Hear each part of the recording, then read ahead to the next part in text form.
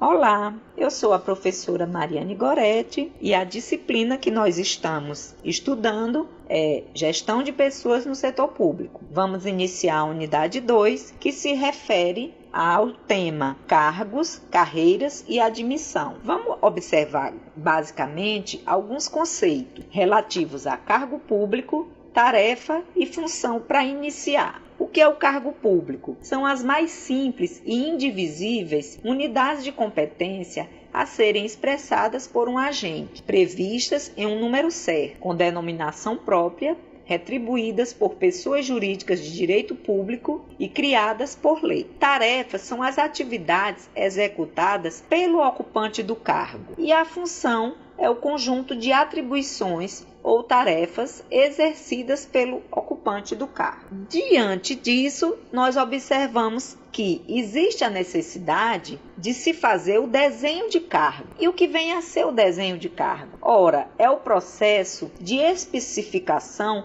do conteúdo do cargo, dos seus métodos de trabalho e das suas relações com os demais cargos. Envolve as etapas de descrição do cargo e das especificações do cargo. A descrição do cargo envolve 4 elementos: a denominação, a descrição das atribuições dos cargos, os requisitos para investidura e a remuneração específica. Já a especificação dos cargos abrange as áreas intelectual, de autoridade e responsabilidade, física e motora e do ambiente de trabalho. A descrição e as especificações dos cargos têm diversos usos nos processos de gestão de pessoas, para recrutamento e seleção, para o planejamento de carreira, treinamento, desenvolvimento, avaliação de desempenho, remuneração, higiene e segurança do trabalho. Então aqui nós já percebemos a importância do desenho de cargo. E o que são carreiras? Quando nós falamos nessa unidade sobre esse ponto, são as sequências de posições ocupadas e de trabalhos realizados durante a vida de uma pessoa, né?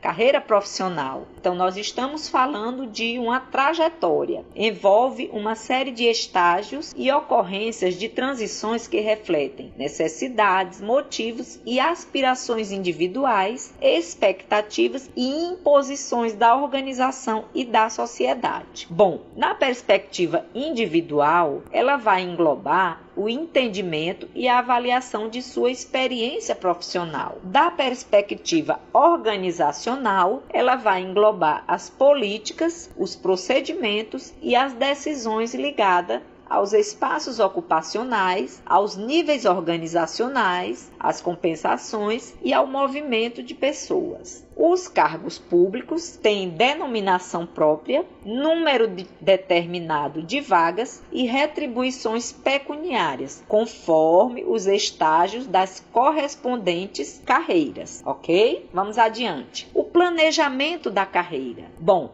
as carreiras se definem em níveis, classes e promoção. Os níveis são determinados pela qualificação funcional, ou seja, o grau de escolaridade ou habilitação do servidor. As classes são vinculadas a um cargo, cujo avanço associa-se ao desempenho do servidor. E a promoção é a evolução do servidor em níveis e classes de uma determinada carreira. As promoções ocorrem em progressão horizontal ou mudança de classe, progressão vertical ou mudança de nível e ascensão funcional, que é quando servidores da mesma instituição concorrem a uma vaga em cargo superior ao ocupado, desde que obedecidas todas as condições de investidura. A Constituição Federal denomina carreira o agrupamento de classes escalonadas em função do grau de responsabilidade e do nível de complexidade das atribuições. No nosso livro-texto, Berg propõe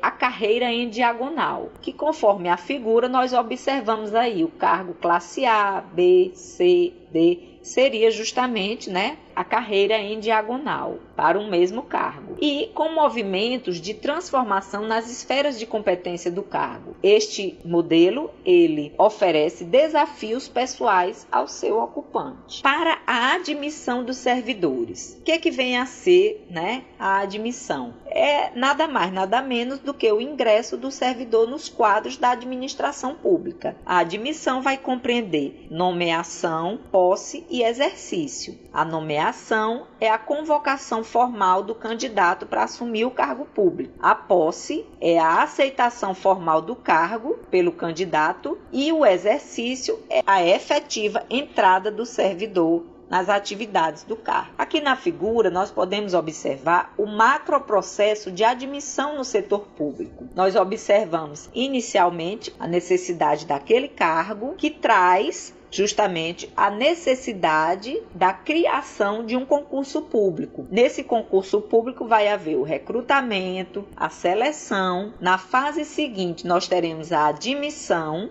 que compreenderá o registro e um período de estágio probatório. O recrutamento. Quais são as fases do recrutamento no setor público? Como nós já falamos, a identificação da necessidade, Se considera a análise da estrutura atual, as possibilidades de realocar pessoas e o redesenho dos processos administrativos, a análise da existência legal da vaga, a elaboração e a publicação de um edital de abertura de concurso, um processo de inscrição e, ao final, a homologação dessas inscrições para se chegar à etapa final do recrutamento. A seleção.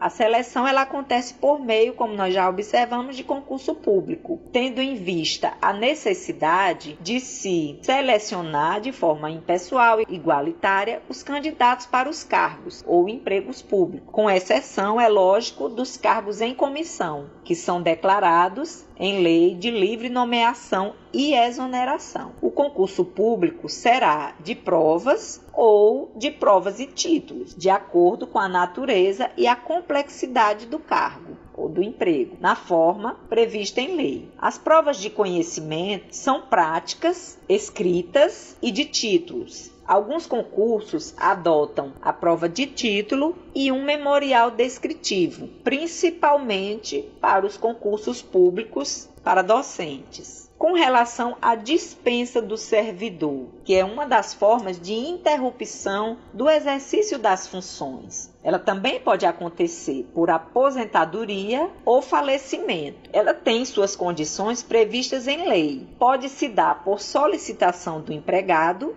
ou a critério do órgão, por motivo da não satisfação das condições do estágio ou por alguma penalidade. A Lei 8.112 preceitua que será punida com demissão a conduta praticada por servidor público se tipificada como improbidade administrativa. Então, conforme o tipo de regime jurídico, modificam-se as condições de dispensa do servidor. Se ele é seletista, poderá ser dispensado por justa causa ou sem justa causa. Se é regime especial, contratado por atividade temporária, será dispensado ao fim do período pré-determinado. Se estatutário, ele adquire estabilidade após o estágio probatório e, conforme previsto em lei, é mais difícil a sua dispensa, sendo necessários outros critérios de análise e avaliação dos motivos. Então, aqui nós encerramos a unidade 2. Peço a todos que leiam